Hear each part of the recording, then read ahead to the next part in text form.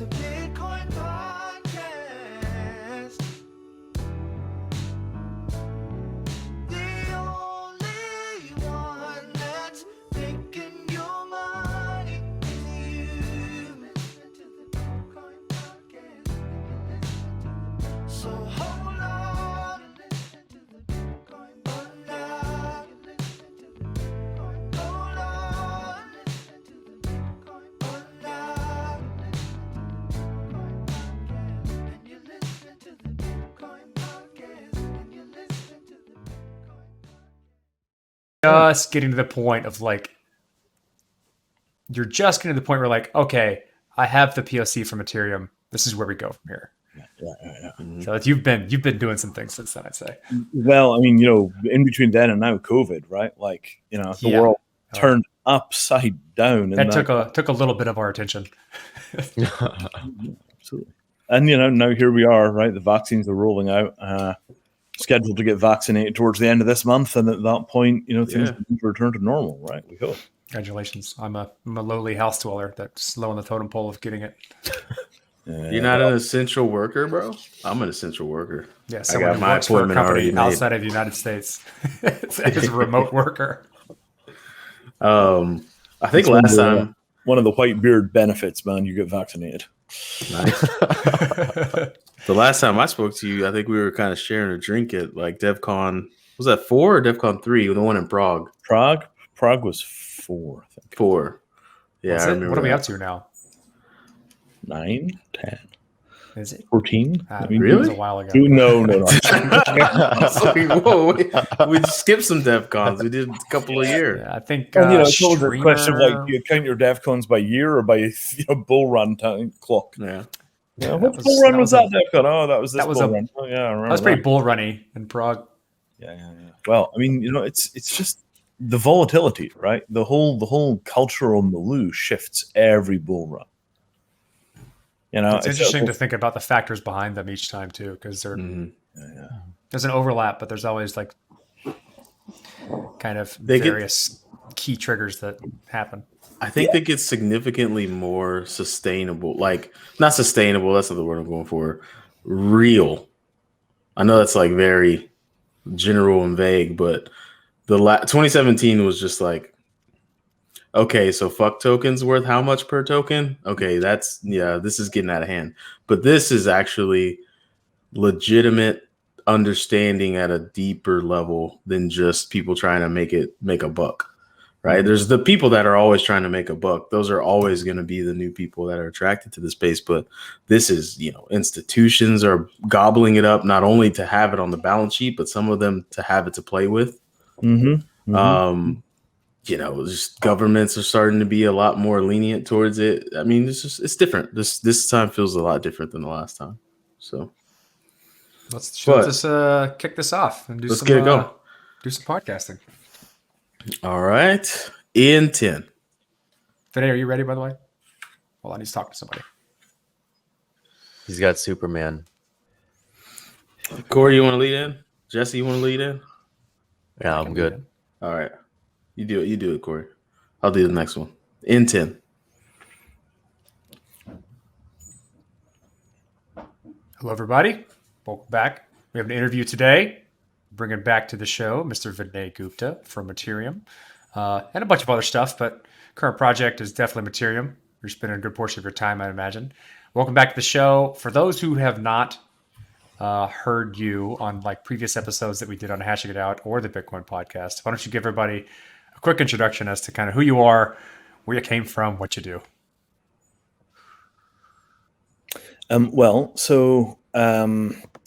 Where I came from is a long story. First year being paid 100% in anonymous digital cash was 1999, which is a different kind of OG situation.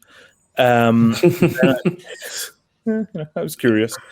I was doing due diligence for a Chicago VC firm, and I said, "Hey, digital cash is the future. I want you to pay me in e-gold." And they were like, "You were insane." I'm like, "Are you a VC or aren't you?" They're like, "Okay, fine."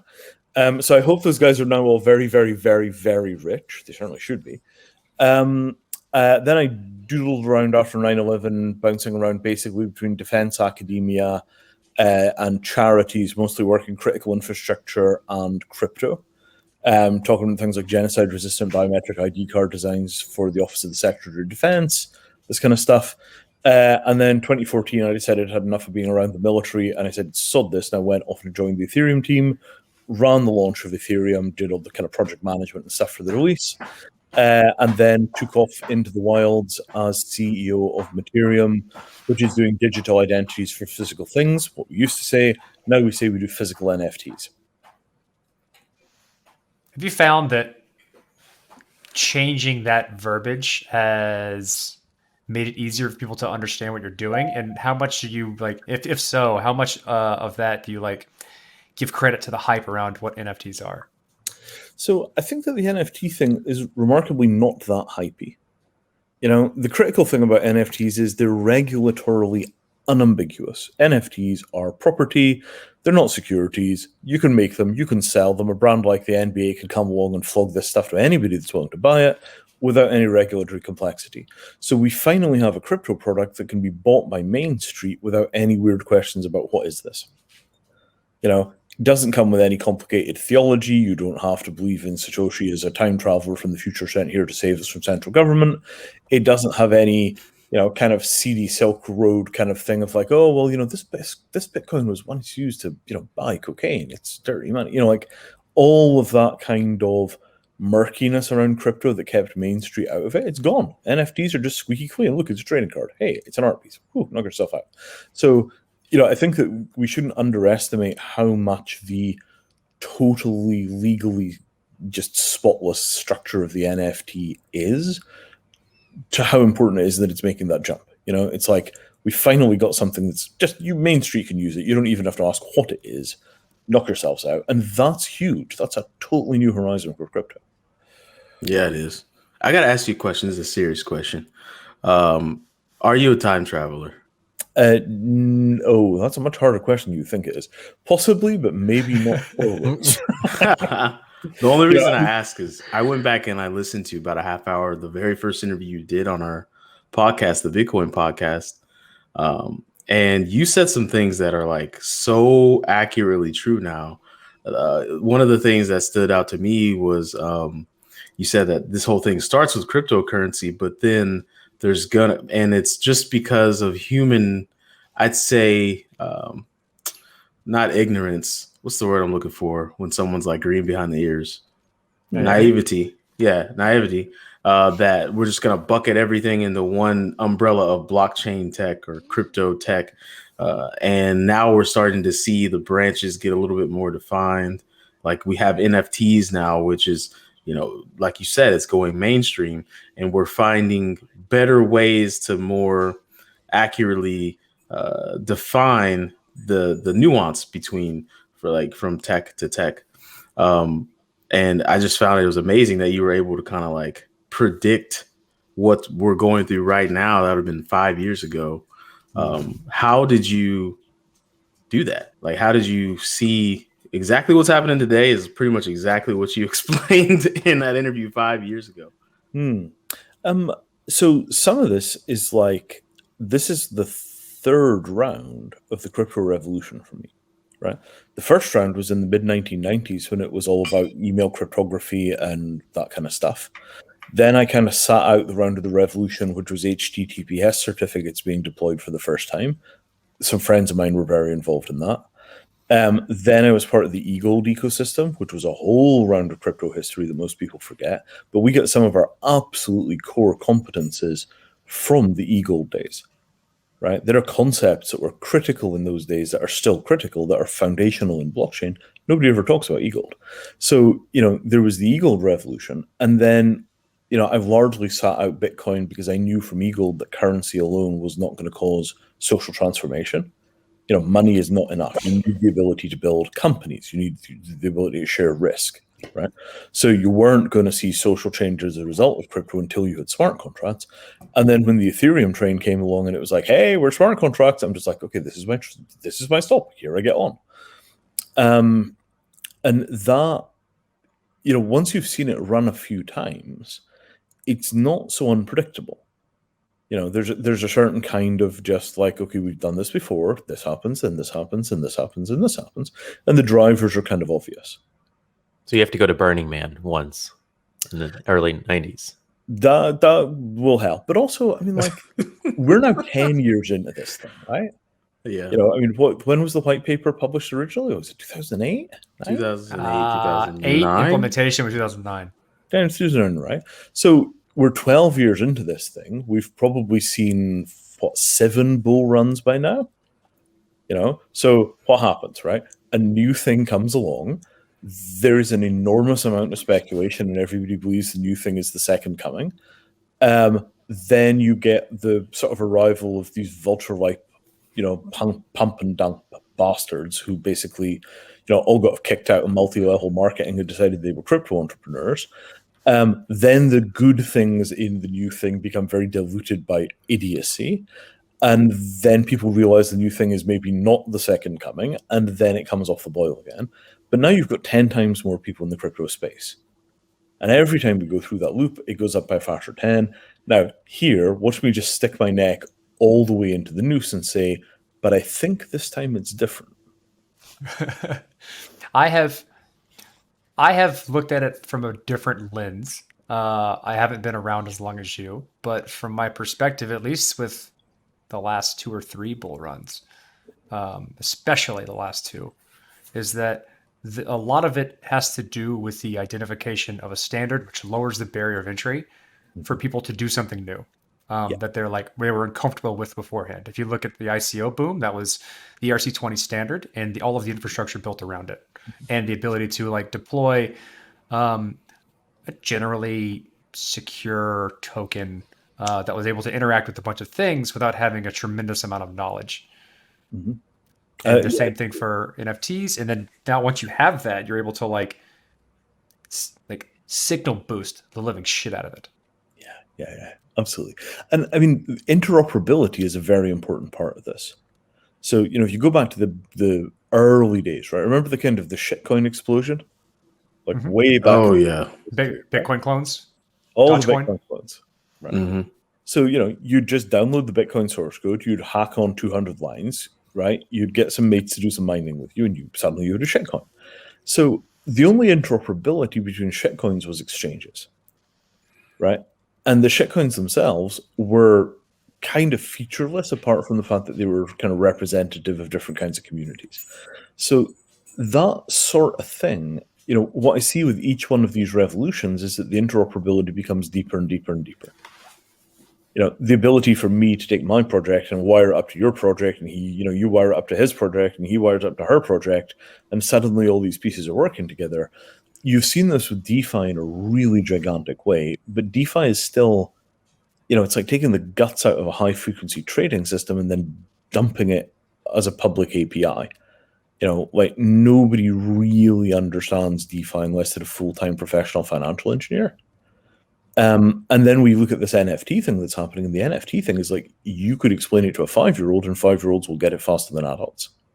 Yeah, absolutely. I explained it to a close friend. She's 18. She's an up and coming artist, and I was like, "Hey, you should give this a shot." And I showed her, I think it was Wax or one of them, and by that day, she had already sold something for $7, and I was like, there you go. Just make 1,000 of those. There Got you yourself $7,000. There you go. So I don't know. I'm kind of excited, and it does feel different. We were talking about it a little bit before the show. This feels a lot different than 2017. So the NBA thing. I mean, the NBA thing is just it's massive. It's massive, right? Yeah. It's a massive signal boost of authenticity or legitimacy that usually brings larger cohorts of people in that have since been sitting on the sidelines, right? So when you have these, more often than not, celebrity endorsements or people with a lot of risk to bear endorsing such a thing, then it's if they're doing it, then I should probably look into it because it's now over this threshold of legitimacy for me that I can reason that it's going to stick around for a long enough time. I think it's even more direct than that. Okay. So I got two threads here. Let me open one and then talk to the other. So the first thread is, have you read the contract that you get when you buy one of the NBA hot shots? Come back to that, top shots rather. Come back to that in a second, because that's a really interesting exercise. So the other branch is just every other IP rights holder in America, in the world, is now just like that thing that the NBA just did. We do that with our stuff now. And anybody that's got a substantial library of back catalog video that's valuable, any band that's got taped concerts, any sports team, any cartoon show, any live action movie, like, what do you do if they do like, hey, we're going to take the best 100 seconds of The Matrix and we're going to sell them as NFTs? I'd buy it. You'd buy it. I'd right? buy it in like a heartbeat. Yeah, so anybody that has IP can just take the tech and the contract, right? And you either get it from Dapper or you get it from somebody else, and off you go. And the contract, right? The contract is fascinating because it very clearly defines what the right is that you're buying legally when you buy one of these clips. It's an unambiguous legal framing. This is our IP right. This is the right that we grant you. This is what you actually own. In the event of a dispute, it goes to this arbitration machinery. And, the total clarity about exactly what it is you're buying that has never been there for things like Bitcoin. It's still, what is the legal definition of Bitcoin? Well, you got the miners, and, you always have this feeling that when you're interacting with Bitcoin, you're interacting with an organic, complex system that arose before it had a legal definition. So you always have this sense of it's like a domesticated wild animal. It's not like a cleanly defined legal object that has what I'm trying to say here. Like, it's just because it came into existence outside of the law tells a story about what it is, but what is in the law's story, these things are not identical. Whereas it was a generalization of what we had in a lot of ways. Like much like when I wrote an article a while ago that's kind of like I tried to frame this in the verbiage of quantum mechanics and how we treat matter as like both lights and particles. Like both of those concepts are concepts that are classical concepts, but what we have in reality is something that transcends both of those things. And Bitcoin or cryptocurrencies was it transcended all the models we had when we talked about money.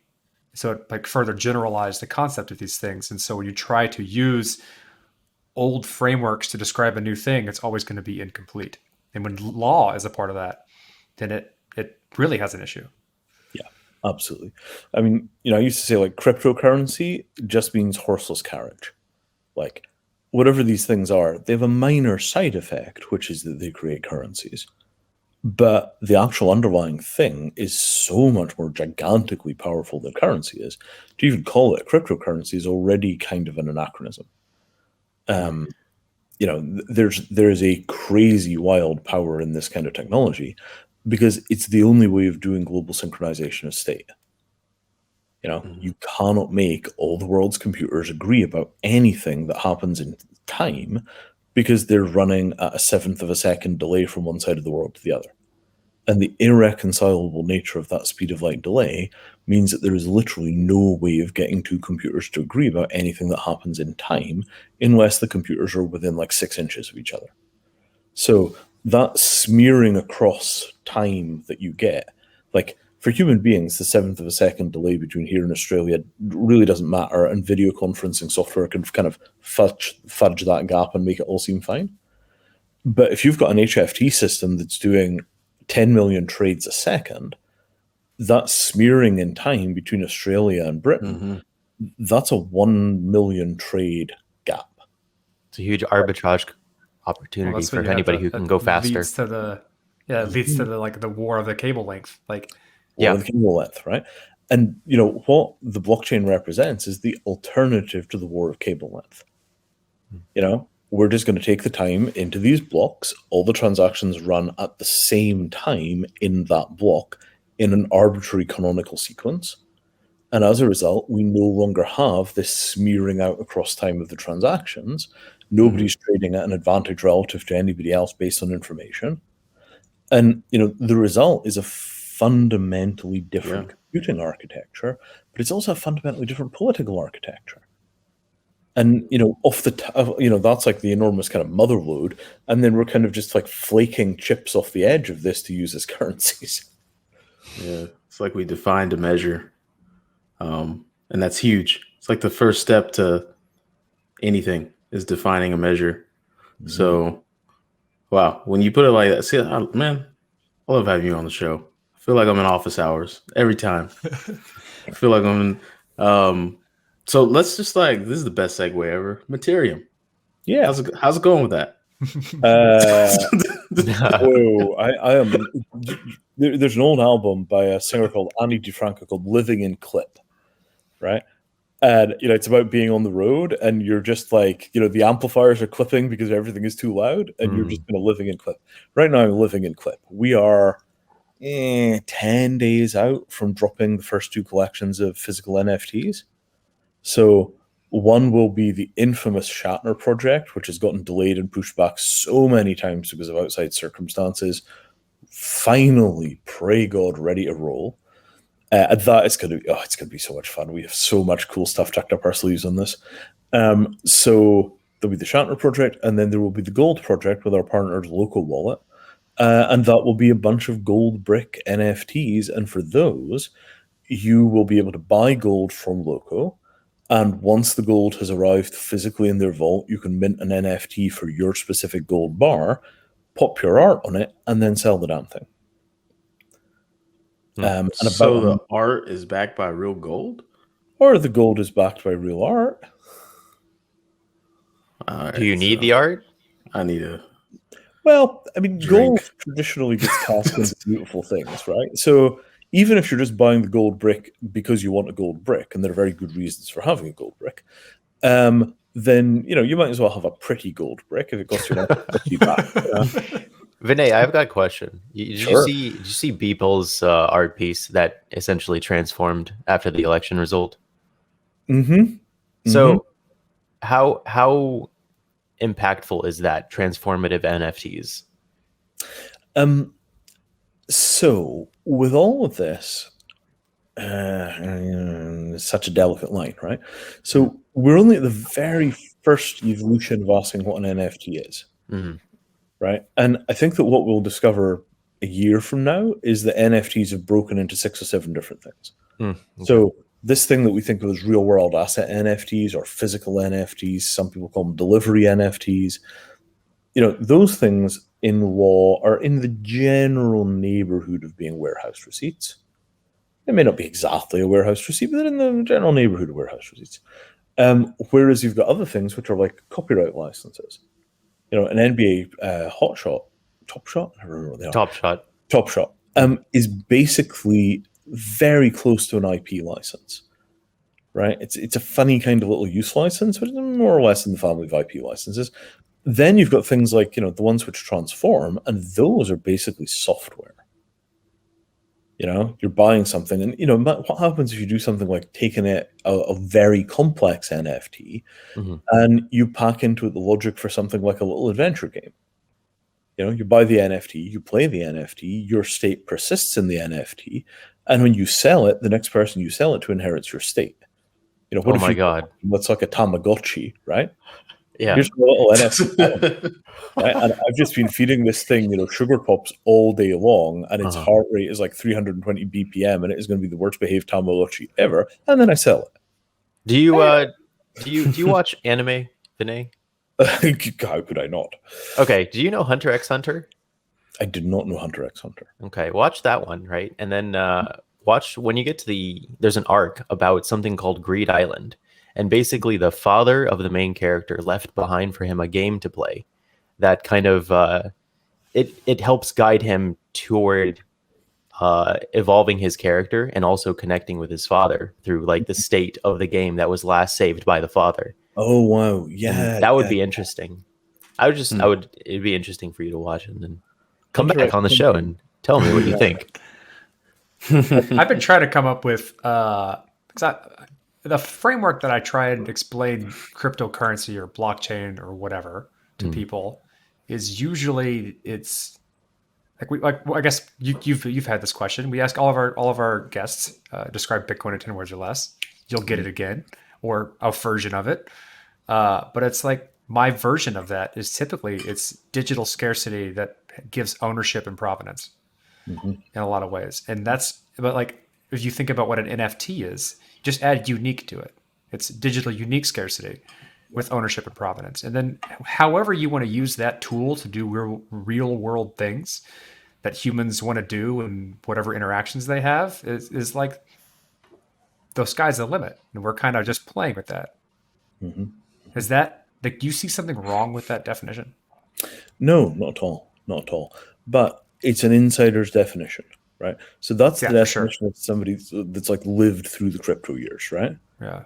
You know, the definition, like, you know, you're looking at it from the side of having seen it evolve in history. So when you see the thing, you identify it with the genealogy of ideas that led you there, right? For sure. For the 9, you know, for every one of us, there's 9 of them who just walked into the room in the last 3 months and are like, NFTs are NFTs. And that's where it stops. Because they're defining... Magic the Gathering cards. They're going to be like digital Pokemon cards. Right? Yeah. But the critical thing is that they're defining it by its behavior and by their experience of it. They're not defining it by how it came into existence and the history behind it and any categorization relative to other things. For them, it's just a thing in the environment that they've picked up and they're playing with. Because there's a real difference when you see something evolve from nothing through a degree, you know, layers and layers and building of ideas and so on. Because for you, when you look at it, you see all the things that it evolved from. But for the people that didn't see it evolve and it just lands, they just pick it up by the handle and use it. And that is, it's such a different mindset for people that just stumble upon these things fully formed and then integrate them that way. Question. Sorry, I have a lot of questions for you. I don't want to take time. Roll on, man, roll on. IP, when Jack Dorsey minted that NFT by Hal Finney and sold it, how do you mint a dead man's tweet? Oh, God. What is the IP involved? Like, what are the potential legal ramifications for NFTs in the future involved with people taking other people's content and minting it for themselves, and that artists themselves further diluting a one of one? Oh boy. Okay, so the SEC, right? Our good old friends, the SEC. We have a simple way of defining what the SEC's policy is towards any kind of crypto token. And we call this the Norwegian Rule, right? The Norwegian Rule is this. Anything which is fun is either fattening or illegal. Fattening or immoral, right? This is a joke the Norwegians make. Anything which is fun is either fattening or immoral. So if anybody wants to buy it, the SEC will decide it is a security. That's basically how that works. If they could possibly interpret it as being a security, they'll interpret it as being a security. And fortunately, for the most part, crypto has been beneath their notice. They don't really care, and we've done very nicely in that benevolent neglect. Thank you. So similarly to that, the test for copyright is not if you want to buy it, it's a security. The test for copyright is if I do this with Disney's content, what happens? So my recommendation in terms of this whole business of buying tweets and then reselling them as, you know, tweet derivatives or whatever these things actually are, is let's just go do that with a whole bunch of Disney things. Disney tweets, clips from Disney things that they've posted onto Twitter as little videos, whatever it happens to be. Let's just do this with a bunch of Disney content and see what happens. And if Disney are like, yeah, that's absolutely fine. We don't mind you doing that at all. You can absolutely sell our tweet. Yeah, you can sell our Mickey Mouse tweet all day long. We don't mind. It's good with us. Then at that point, we know where we stand relative to intellectual property, and we've established how things work. Okay. So there's a Disney litmus test. The Disney, because DLT? Yeah.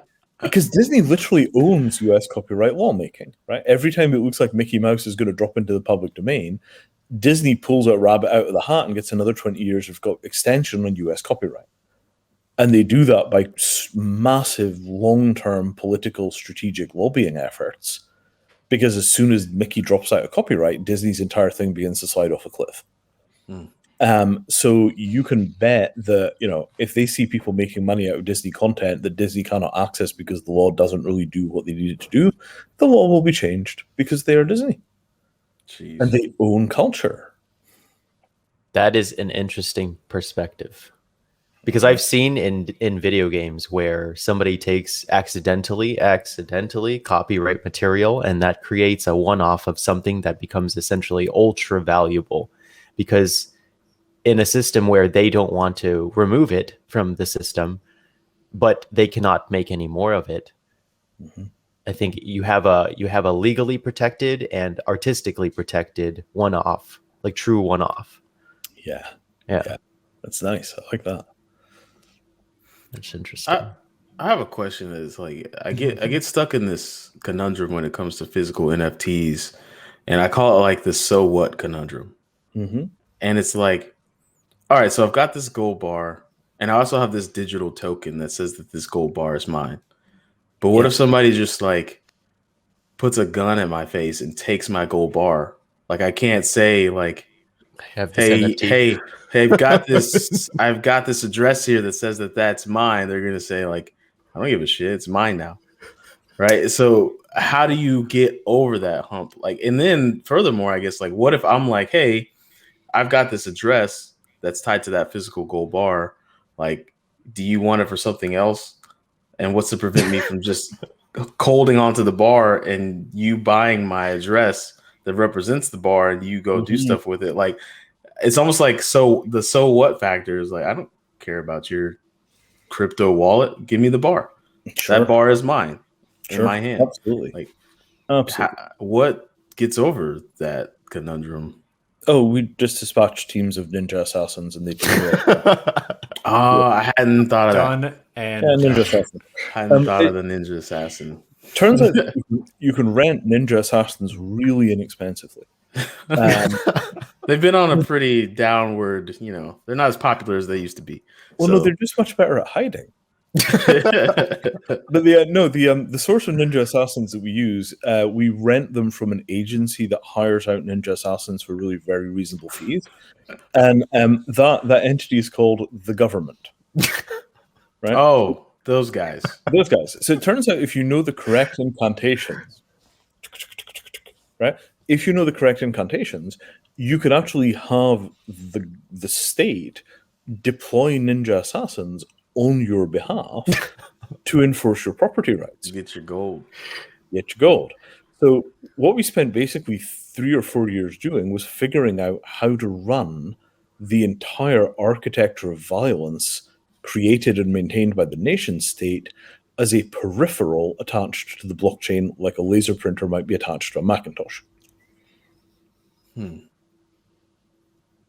A lot of people don't know how laser printers are attached to Macintoshes, so you're gonna have to. I still use them though. You're gonna have to. That's a good point, right? You just plug the cable in and it goes. Well, it turns out that contract law is pretty much the cable, and as you just plug one end of the contract law into the blockchain and the other end of the contract law into the state, and now the state will do its job and deploy ninja assassins pretty much on the blockchain's say so. We're gonna have to go back to centralization. Well, anyone who's been watching kind of the work you've been trying to do or look into, even since probably before Ethereum, you've been following like the concept of Ricardian contracts for a long time, and how do you get the legal system into the blockchain? And I think this is the manifestation of that. Oh boy, yeah. I mean, so the Ricardian contract. Remember, I mentioned like way back in the beginning of time we knew all this stuff. So Ian Grigg, my friend Ian Grigg. Oh, my friend Ian Grigg. Just as an aside here, right?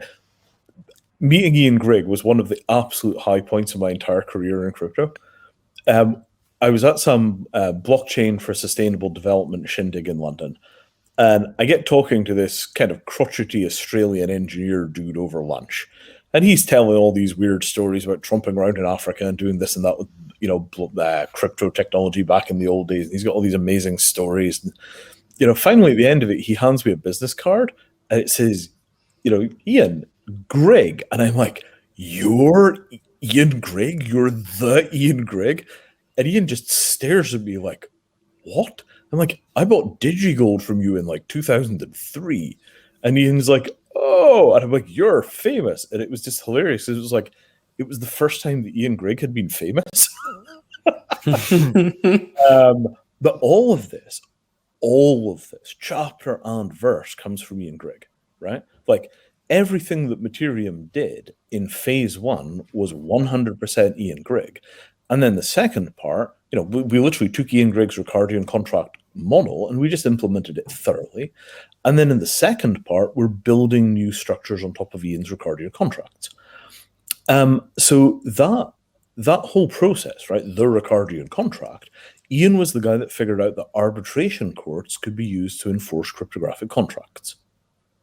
And what is an arbitration court? It's brought into existence by a thing called the 1958 New York Convention on Foreign Arbitral Awards, which basically says that if you and I have a contract, we can appoint a private judge to manage that contract in the event of a dispute, and that private judge will be respected as a real judge in 158 countries or something like that, 160.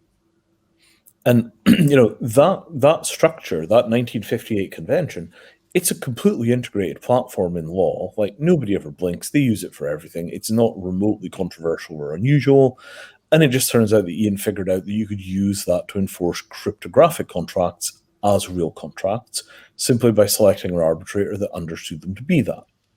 And that's a fundamental plank. That is not going away. The New York Convention is pretty much inviolate. So go ahead. I'm sorry.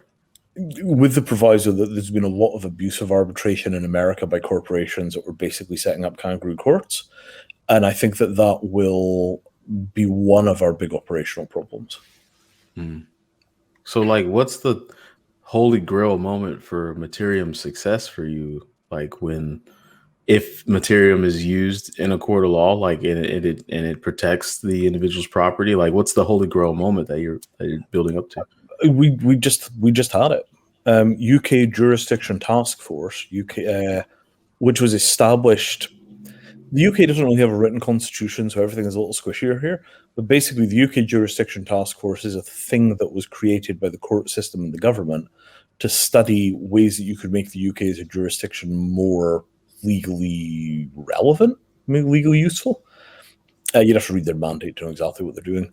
But they spent a couple of years trying to come up with an arbitration framework for ruling on disputes involving crypto technology, smart contracts and crypto tokens. I think they use the term crypto assets.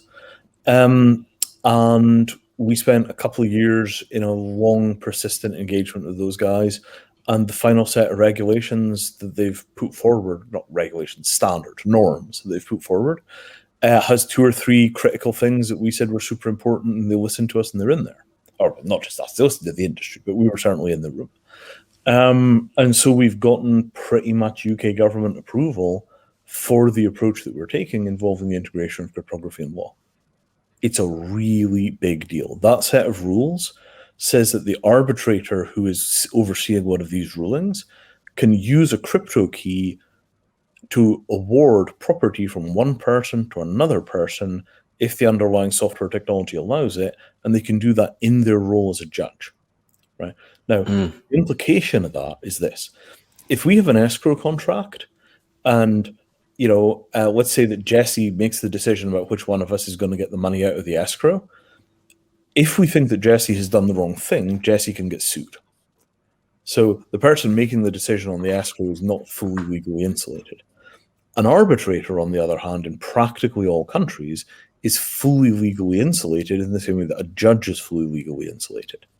So now you get into the escrow contract, you take it to an arbitrator, the arbitrator decides who will have the money, sticks their ledger into their laptop, does the transaction, moves the money, and the entire thing is finally completely settled. Nobody can overturn the arbitration because there is no appeal process, and the money has been awarded directly by the arbitrator's hand, and the arbitrator is legally insulated. I mean, this is spectacular power. It's so much progress. Because now you can just weld the crypto ecosystem right into the real world because we've got everything we need to do that. It is game changing. How that's happened? Go ahead. Yeah. Like I said, now that that's happened, now that you've met that milestone that's quite drastic, what's next? What do you take it from there? Okay, so we're going to launch towards the end of this month. Here are gold bricks. You can buy gold. It goes into the vault. Once it's in the vault, we transform it into an NFT. The bars are individually numbered and allocated, which is incredibly important. You can't be working with gold bars that don't have a number on them, because if they don't have a number on them, you have a claim on a bar, but it's like a debt. Whereas if you do have a number, it's not a claim on a bar. The bar is your property, right? Anytime you're working with gold, allocated bars, not unallocated bars, allocated bars. So the thing that we are pushing here is a concept, right? And we're not the only people in this game, but we're definitely leading. It's a concept called NTFA. And here I want to go out on a limb and say, look, the rivalry between Bitcoin people and gold people is like two siblings in the back of a car poking each other with sticks, right? It is the dumbest thing on earth, because Bitcoiners and gold bugs, these are natural allies, right? The people that believe the state should not control the money supply are like 1% of the global population. And why inside of that 1% of the global population are they fighting with each other? It's ridiculous, right? So what we are going to attempt to build out is an absolutely gigantic superhighway between gold and Bitcoin, so that if you feel that you're taking too much risk on Bitcoin, you exit to gold. And if you are getting bored with gold because the gold price moves like a snail on Valium, you might want to exit to Bitcoin. And for most investors, your Bitcoin to gold ratio is pretty much the only number that you need to adjust if you want to change your risk exposure to the global economy. It's interesting that That's all you you're chose that. No, yeah. No, it's interesting that you chose that and not Ethereum, because, like as you said, you saw eGold, you participated in these, the predecessors, right? And it seems like you see so much opportunity in terms of what you can do with smart contracts on Ethereum. It's just surprising that you would create a system that interconnects Bitcoin and gold. Well, the system that interconnects Bitcoin and gold is Ethereum, right? Okay. It's NFTs, right? So if you have a 400-ounce gold bar, it's currently worth about 500 Ether, right? $700,000 or $800,000. So if you have a 400-ounce gold good delivery bar, you turn the bar into an NFT. We've got all of this lovely court machinery to make sure that the NFT really does control the bar. And then you just turn your Bitcoin into wrapped Bitcoin, toss it into a smart contract, and walk out with a gold bar. And you've suddenly hedged any risk that you were carrying is now hedged by that much gold. Okay. And this is a game changer, because the gold industry is desperate for this Bitcoin thing to get exposure to this thing, to get into the game, to figure out how to make their shiny metal relevant to these crypto lunatics and their enormous, beautiful dream.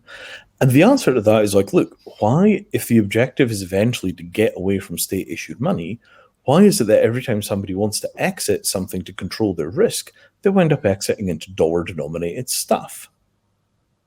Right?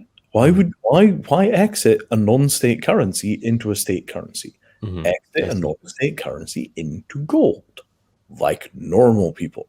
That makes sense. Yeah. What if Bitcoin allows smart contracts in the future? Like, I think Corey talks about Taproot and how, I guess, I don't know. Would you do that? Options there, yeah. Yeah, I mean, I got nothing against it. I mean, Taproot and Rootstock, are they the same thing? No. Rootstock is a federated chain that is basically an EVM clone with a pool of validators that ties into Bitcoin. Yeah. And so it's more like a side chain, where Taproot is the implementation of Schnorr signatures in a more complex scripting system inside Bitcoin, which remains to be seen whether or not it actually gets implemented into the Bitcoin core protocol. Okay, got it. Yeah, I mean, we don't need that much smart contract firepower to make Mattereum work. So, yeah, I mean, doing it in something that is kind of sidechain-like, I would worry a little about the stability of that.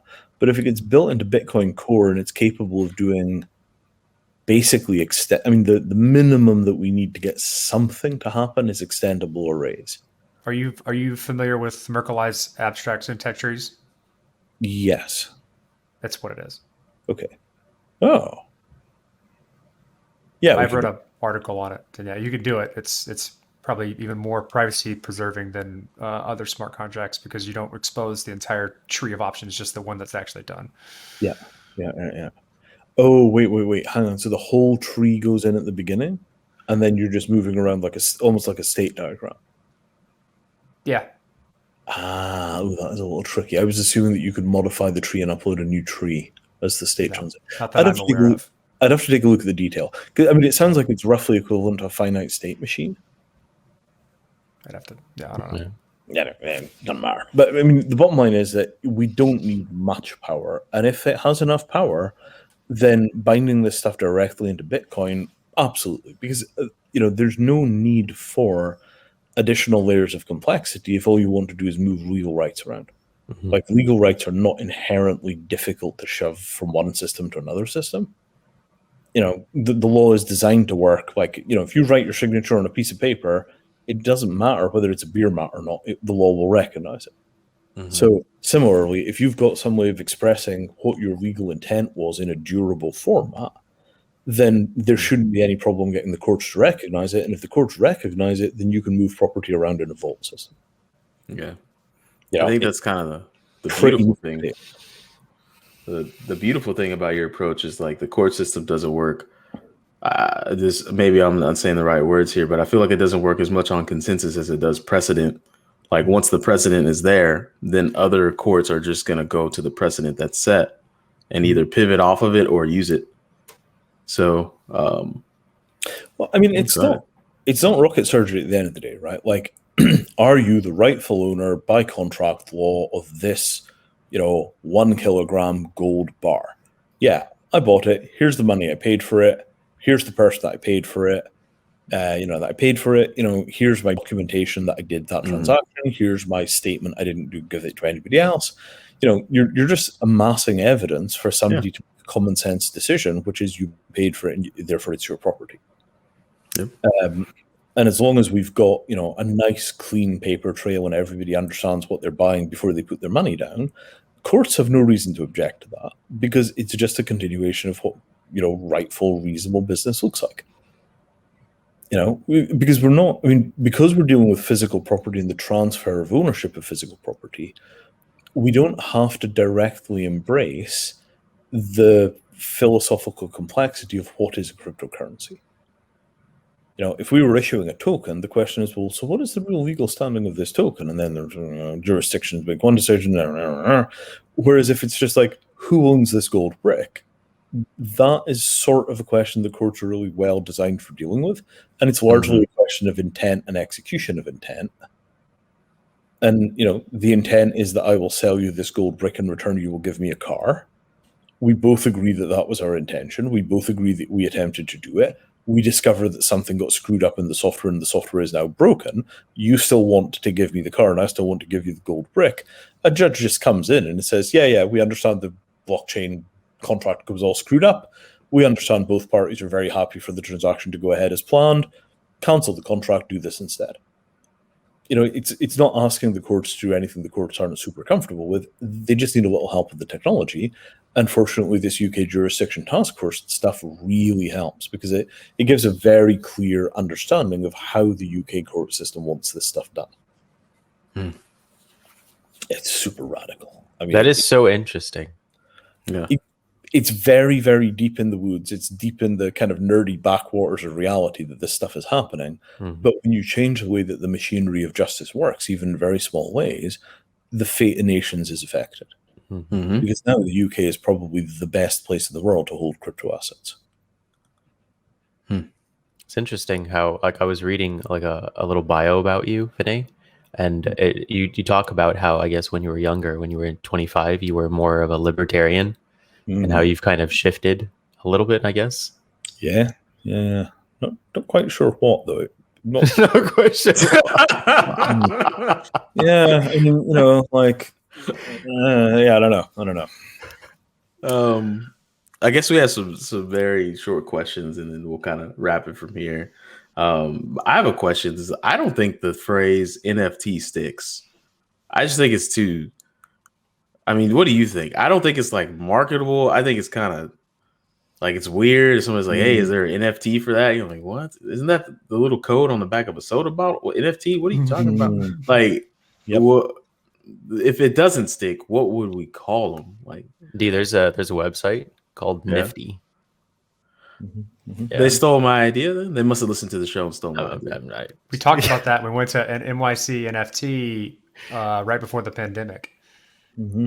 Mm-hmm. Do you have a Nifty? Nifties. I mean, that's 6. Think of like, a lot of people will still say GIF, right? Mm-hmm. Or they'll say, JPEG, but we still say like PDF. PDF stuck. We don't say true. GIF, right? PDF did stick pretty hard. PDF did stick, right? But you know what it is. Yeah, you know what it is. But PDF is, like JPEG is much better than PDF, right? JPEG. I like the acronym. Yeah. I like to propose a change that fillable PDF should be .fpdf and not just .pdf, because you don't know if you're sending the fillable one or the non-fillable one, and then you run into like 3 days worth of, hey, I can't print this and fill this out. So then it's like, okay, what the hell? Like, and then you got to go back and find, oh, I've got 2 copies. This must be the fillable one. So nerds everywhere, if you're listening, can we change the extension to .fpdf so that everyone knows it's a fillable PDF? And, it would just help everyone. It would help the whole fucking world. So that idea came from me. It's good. I would say maybe you ought to make it PHDF, and then it could be FDF. Sure. Just something different, because I send way too many PDFs and I'm like, I can't do anything with this. I'm not at a printer. I'll see you in 2 days. And I'm like, it's a fillable PDF. Yeah. I reckon with this, what you'll get is there'll be some overwhelmingly, gigantically successful thing that will come out of the NFTs, and it might well be these top shots. So it could be that the regular world will just call all the NFTs top shots, and we'll wave their little copyrighted fist in the air. No, only our thing is a top shot, and everybody. That is a true statement. Uber, like Xerox and Kleenex. Whatever, dude. Do you have any ketchup? Like, oh man. Right? So it could just be all gets these top shots or some other brand has a huge hit and that's how it becomes named. But I think NFT it's okay. It's okay. It's not too bad. Jessie also has a question he'd like to ask you. Okay. I've been thinking about modifying it, but we'll deliver it as is. It's is what you do actually difficult? Yeah. It is. It's. I mean, over the course of a working day, I will go from, worrying about where the JavaScript is going to be stored for a thing, to trying to figure out where we're going to get physical vaulting arranged for a new asset class. Okay. And in the middle, there'll be a whole bunch of, discussions about, can we potentially do this using a ZK snark based, layer 2 solution? So the thing which is hard is, I need total systemic knowledge about maybe 6 or 7 disciplines. I need to know a ton about insurance. I need to know a ton about, the smart contracts. I need to know a ton about the underlying property rights, the physical vaulting, the custody arrangements. It's just knowledge across a huge range of different fields interlocked into a kind of seamless process. And Mattereum is now large enough that I've got specialists in almost all of those areas fairly on tap. We still need somebody who's really knowledgeable about vaulting and art storage. I'm short somebody that just knows exactly how to get that done in specific ways. So if anybody is listening to this and has a background in the vaulting industry, please be in touch. It's the diversity of knowledge and the being able to maintain a story consistently across all of those different disciplines so it forms an integrated product. This is the hard part of what I do. Thank you for being honest. Yeah, that is one thing. If you have any advice, how do you maintain that breadth and that interconnectivity of the knowledge and being able to functionally apply it? How do you do that? I took basically everything that I could out of my life that was not immediately relevant, right? And I don't mean like I stopped watching TV and I live like a monk, but like I don't touch my calendar. Somebody else does my calendar for me, right? I try not to respond to emails unless I'm the only person that can do that. Let somebody else handle it, right? So to make the mental space, what I had to do was externalize out all of the things that were sources of mental noise to the point where I could put my attention firmly on that problem and basically nothing else. So I do probably a third or maybe 2/3 less of the things that CEOs typically do, because those functions have gone out to other members of my team, and that makes time for long uninterrupted blocks where I can actually think about things and do this very detailed analysis of like, where does this go? Where does this go? How do these things relate to each other? I don't know enough about this. I need to go talk to some. And so it's just this thing of making the space for the research that is the critical thing about being able to get the depth. Because the CEO role is typically that one is extremely busy and very fast moving, and it's all about the cycle time and how much you could get through in a day. And unfortunately, these kind of highly complex problems, this is a dead end. If you're going to be the decision maker on this stuff, you have to make the time to do the research and the thinking. And I think in a lot of companies, what happens is that the CEO then hires people to do that for them and then goes back to being the busy guy that takes care of everything. I'm hoping to do this the other way around, where I hire an operations person who is going to be the busy guy, and I can continue to do this kind of ship navigation function, across these kind of, astral realms of infinite complexity. Thank you. Because there's some great stuff coming down the line. Like, I'm fascinated by the mixing of radio opaque epoxy resin into radio transparent epoxy resin. So you take these two epoxy resins, you swirl them around in a cup to make a kind of complex mixture, and then you smear it on the back of something that you're going to do like a sculpture on top of, like the base of a sculpture, or at the frame of a painting, or actually the canvas of the painting. And then if you take an X-ray of the thing, you've got this kind of fractal swirling complexity to allow you to identify it for sure the next time somebody takes a look at it. And all you need is a cheap X-ray machine. They're not that expensive. So, I really want to get into the nerdy detail and like, could we manufacture things? Like, could you do that in injection molded plastic? You swirl in the X-ray stuff into the injection molded plastic, and then you'd basically take a CAT scan of, a cubic meter of, let's say, toys, right? And every single toy has an individual footprint, fingerprint, because it's made out of this swirl. So you just don't get to think those kind of thoughts if you're doing 75 things in a day. I agree. You need the space to be able to really focus on things and say, well, why? That's very interesting. So, in other words, you delegate very well. I got better at delegating after several years of being bad at it. It takes some failures to get good at. That's for Yeah, sure. I've gotten to the point.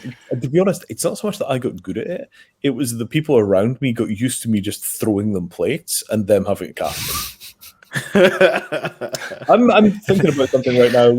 Anton, my poor managing director, that guy's run into the ground. I'm trying to find somebody for him to hand off to, because Anton is the guy that did the majority of the work on getting the UK jurisdiction task force interface between us and Mattereum, between Mattereum and them set up. Anton was the guy that actually ran most of that interface for us. He's very, very good at doing things like justice reform. That's his previous career. He's a court reformer. So, he's currently, I need to get Anton back onto the justice track, which means we've got to figure out who's going to be the busy guy. But yeah, it's been very much a process of me just externalizing huge amounts of the actual busy complexity stuff, just to get the uninterrupted blocks of time to actually figure out what we're doing. Yeah, I'd never found the verbiage for that until I recently read a popular book on the matter called Deep Work by Cal Newport. Yeah. It gives like a really good, he puts words and structure to that concept of making the space for like concentrated thinking and not context switching. Yeah. because you can't get anything done of like any real complexity or difficulty without doing that. Yeah. And if you are always context switching, you can never get to the point where you can do those things. I read that book on your recommendation. Saved my life. Our last, I'll get that out of the way so we can chit chat for as long as we need to. In 10 words or less, could you describe NFTs? So I'm going to give two descriptions, right? So the legal description is going to be an NFT is a transferable property right, typically tied to intellectual property, but also tied to physical stuff, right? Transferable property right. But the civilian thing, the customer definition of the NFT is it's that thing in my phone, it's that icon in my phone that I paid money for, right? I think to ordinary people, NFTs look way more like apps than they look like, say, music. Because an app is a thing like it's an icon and you pay money for it and it sits on your phone and it lets you do something. So I think for most people, the place where NFTs will slot in their brains is right beside the App Store rather than right beside iTunes. Because people haven't paid for music by the song in a generation. Mostly they're doing this stuff by streaming now. So, the digital content you actually pay for in like specific lumps, that's mostly apps these days. Interesting concept. I would think about that in terms of required infrastructure for something like that. Yeah, because, like the critical thing about the NFT is it's a digital thing that you pay for and then you can sell it to somebody else. Well, how much better would your experience of apps be if when you were done with an app, you could sell it again? Yeah, I've thought about this. I've thought about NFTs since their inception. Well, I guess popular inception with CryptoKitties when they made the standard, this ERC 721. Yeah. And that kind of led the way with a lot of the other like blockchain specific useful applications. And then I've thought about things like software licenses and transferable software licenses for things like, hey, I want to use this particular piece of software for a specific time. I'm done with it. I'll transfer it. That NFT would be a decently useful incantation of that. Mm-hmm. And there's that supply chain manufacturing and provenance. Oh, yeah. There's a whole industry that could be reformed using that type of stuff. Oh, absolutely. Absolutely. I mean, think of that mess with mortgage-backed securities where nobody could find the mortgage paperwork. Yeah. It's interesting to see where this will possibly go and whether or not it may overtake the original kind of pool of digital scarcity that was cryptocurrencies. Because I've thought about what that is in a lot of ways and like what that represents as like a proxy for value for a specific community. Mm-hmm. Mm-hmm. And how it differentiates itself from like unique value for a community. Mm-hmm. Yeah, I mean, I think the cryptocurrency is how you buy, and the NFT is what you buy. It's a figure ground thing. We've got a pool of cryptocurrency, but there's not much you could buy with the cryptocurrency. Then the NFT comes along, and the NFT is the thing you buy with the cryptocurrency. Mm-hmm. I can see that, yeah. Because think of the number of people that can now make a living with crypto that couldn't before we started having out artists making NFTs and selling them. We've just made it possible for 100 million people to have the potential to make a living selling NFTs. I don't know how many actually will. But if you're a visual artist, and there are a lot of visual artists, suddenly you've got an entire new marketplace in crypto. And those people are going to become probably the dominant players in crypto. I think that crypto is going to be completely dominated by visual artists in the next 2-3 years. It will just be crypto as an art platform that did a bunch of finance stuff in the early days. Because culture is where it's at in terms of numbers of people that can get engaged. Right? Finance is like a tiny, tiny corner of the world, whereas movies is gigantic. And NFTs is like moving the crypto industry way towards movies. You're going to go to crypto conferences and it's going to be a whole bunch of, art folks and like half a dozen nerds in the corners whining about when it used to be that everybody used to bring their own wallets and people talked code. I think we're going to see a huge cultural dilution as the right brain people come in and are like, yeah, whatever, just make it work. I want to sell some toys. And that, guys, I have to wrap, unfortunately. I got stuff coming right up. Good timing. We got to wrap too. Thank you for coming on. Always a Yeah, pleasure. one comes together.